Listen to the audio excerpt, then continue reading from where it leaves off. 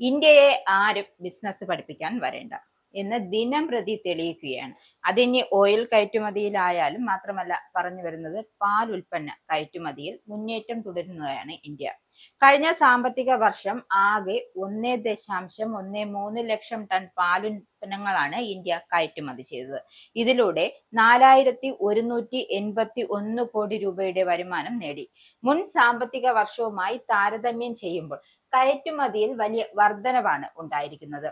2023 മുതൽ 2024 സാമ്പത്തിക വർഷത്തിൽ 2260.94 കോടി രൂപ മൂല്യം വരുന്ന 63,738.50 ടണ്ണായിരുന്നു കയറ്റുമതി ചെയ്തത്. പാലിന് പുറമെ പാൽ, വെണ്ണ, നെയ്, ചീസ്, തൈര്, പനീർ, പാൽ കൊണ്ടുള്ള മധുര പലഹാരങ്ങൾ, ഐസ്ക്രീമുകൾ തുടങ്ങിയവയാണ് വലിയ തോതിൽ കയറ്റിപ്പോകുന്നത്. ലോകത്തെ ഏറ്റവും കൂടുതൽ പാൽ ഉൽപ്പാദിപ്പിക്കുന്ന രാജ്യം കൂടിയാണ് ഇന്ത്യ. ആഭ്യന്തര ഉപഭോഗം കൂടുതലാണെന്നും കയറ്റുമതിയിലും നമ്മൾ മുന്നിട്ട് നിൽക്കുന്നുണ്ട്. നിലവിൽ ഉത്തർപ്രദേശാണ് രാജ്യത്തെ ഏറ്റവും കൂടുതൽ പാൽ ഉൽപ്പാദിപ്പിക്കുന്ന സംസ്ഥാനം. പുളിപ്പിച്ച പാൽ പോലുള്ള ഉൽപ്പന്നങ്ങളുടെ കയറ്റുമതിയിലും വർധനവുണ്ടായി. ഇന്ത്യൻ പാൽ ഉൽപ്പന്നങ്ങളുടെ പ്രധാന കയറ്റുമതി കേന്ദ്രങ്ങൾ UAE, Bangladesh, America, Saudi Arabia, Bhutan എന്നിവിടങ്ങളിലാണ്. പാൽ ഉൽപ്പന്നങ്ങളുടെ പ്രധാന കയറ്റുമതിക്കാർ Gujarat cooperative milk marketing federation, Mother Dairy, Punjab state corporation milk producers federation, Bihar state milk cooperative federation, Britannia എന്നിവയാണ്.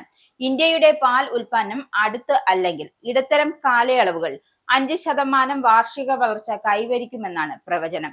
2020 സാമ്പത്തിക വർഷത്തിൽ പാൽ ഉൽപ്പന്നം 198 ദശലക്ഷം ടണ്ണായിരുന്നു.